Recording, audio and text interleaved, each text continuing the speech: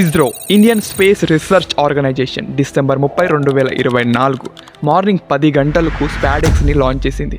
అయితే ఈ స్పాడెక్స్ అంటే ఏంటి అన్న విషయం మీద చాలామందికి కన్ఫ్యూజన్గా ఉంది. చాలామందికి ఇది ఏమో అర్థం కావడం లేదు. ఒక నార్మల్ సెటిలైట్ లాగానే ఇస్రో దీన్ని కూడా లాంచ్ చేసిందని అనుకుంటాను. బట్ ఇది ఇలాంటి నార్మల్ సెటిలైట్ లాంచ్ కాదు. చంద్రయాన్ 3 కంటే చాలా ముఖ్యమైన మిషన్ ఇది. స్పేస్ రంగంలో మన సత్తా చూపించే మిషన్ ఇది. స్పేస్ లో ఇంకా ఎన్నో అడ్వాన్స్డ్ రీసెర్చెస్ చేసేదానికి వేసిన ముందడుగు ఇది. చైనా, అమెరికా లాంటి దేశాల చెంప చెల్లుమనే మిషన్ ఇది. ఈ వీడియోలో టెక్నికల్ భాష మాట్లాడకుండా స్పాడెక్స్ అంటే ఏంటి అన్న దాని మీద మనం మాట్లాడుకుందాం. స్పాడెక్స్ డాకింగ్ టెక్నాలజీ అంటే స్పేస్ లో 2 స్పేస్ క్రాఫ్ట్స్ లేక 2 పార్ట్లను జాయింట్ చేయడాన్నే డాకింగ్ అని అంటారు. ఎలాగైతే ట్రైన్ ఇంజన్ కి బోగీలు అటాచ్ అవుతాయో సేమ్ అలాగే స్పేస్ లో 2 సెటిలైట్స్ ని అటాచ్ చేసే ప్రాసెస్ నే డాకింగ్ ప్రాసెస్ అని అంటారు. ఇస్రో ఎందుకని స్పేస్ లోకి వెళ్లి మరి 2 సెటిలైట్స్ ని కలిపేదానికి ప్రయత్నం చేస్తుంది? భూమి మీదనే 2 సెటిలైట్స్ ని కలిపి స్పేస్ లోకి పంపించచ్చు కదా అని మీకు అనిపించచ్చు. కానీ ఇస్రో విజనే వేరు. ఈ 2 సెటిలైట్స్ 28,000 కిలోమీటర్ల వేగంతో వెళ్లి కలుస్తున్నాయి. గంటకు 28,000 కిలోమీటర్లు అంటే ఏమో తెలుసా?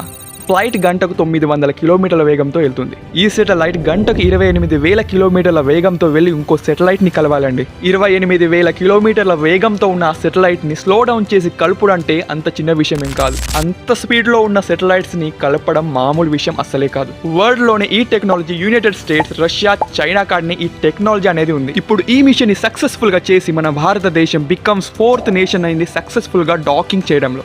ఈ టెక్నాలజీ వల్ల మనకేం ఉపయోగం అంటే ఈ యొక్క డాకింగ్ టెక్నాలజీతో మన ఇస్రో స్పేస్ లో ఒక ఓన్ స్పేస్ స్టేషన్ క్రియేట్ చేయబోతుంది ఫ్యూచర్ లో. స్పేస్ స్టేషన్స్ అంటే ఏంటంటే మనకి ఎలా అయితే బస్ స్టేషన్స్ ఉంటాయో అలానే స్పేస్ క్రాఫ్ట్స్ కి స్పేస్ స్టేషన్. అక్కడ స్పేస్ రీసెర్చ్ అవుతుంది. అక్కడ స్పేస్ రీసెర్చర్స్, ఆస్ట్రోనాట్స్ పోయి రీసెర్చ్ చేయగలుగుతారు. ప్రస్తుతానికి స్పేస్ లో ఇప్పటికి 2 స్పేస్ స్టేషన్స్ ఉన్నాయి. ఒకటి ఇంటర్నేషనల్ స్పేస్ స్టేషన్ ISS, ఇంకొకటి టయాంగాంగ్ స్పేస్ స్టేషన్ TSS, చైనాది.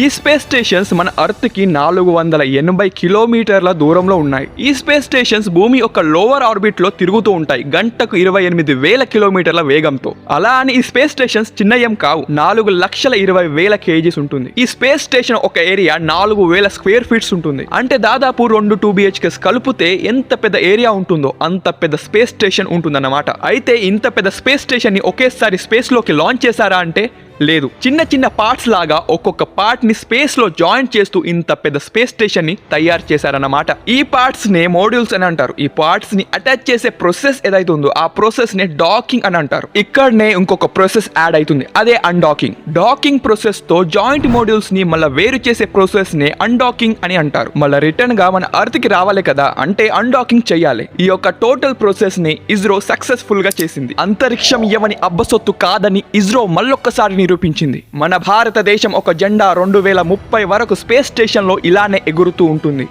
2035 तक अंतरिक्ष में भारत का अपना